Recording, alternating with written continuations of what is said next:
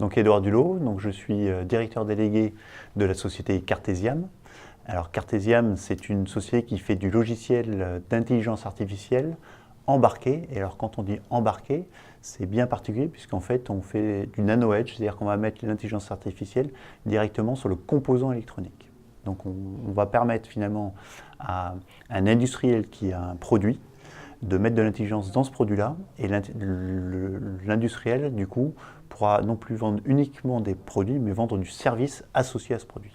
Donc là, l'idée aujourd'hui, c'était finalement d'expliquer les différences entre ce que les gens souvent entendent, qui est le cloud, l'intelligence artificielle mise dans le cloud, c'est-à-dire vraiment au niveau des serveurs, et ce que permet le edge computing, ou le nano-edge, l'intelligence nano-edge, où finalement l'intelligence artificielle va être traitée au plus près de là où est générée la donnée, là où est fait le phénomène. Ce qui va permettre plusieurs choses, notamment de faire des économies d'énergie, c'est beaucoup moins énergivore.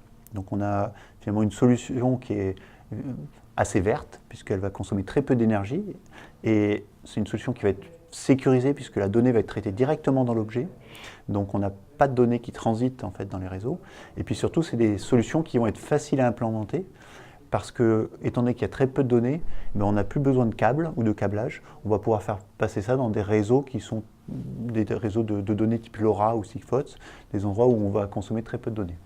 Nous, on va mettre l'intelligence dans l'objet, mais il y a quand même des datas traitées, des datas qualifiées qui vont remonter. Et finalement, Synox, ce que va pouvoir permettre Synox, c'est finalement d'avoir des interfaces utilisateurs ou de mettre un deuxième niveau d'analyse des données plus proche de l'utilisateur.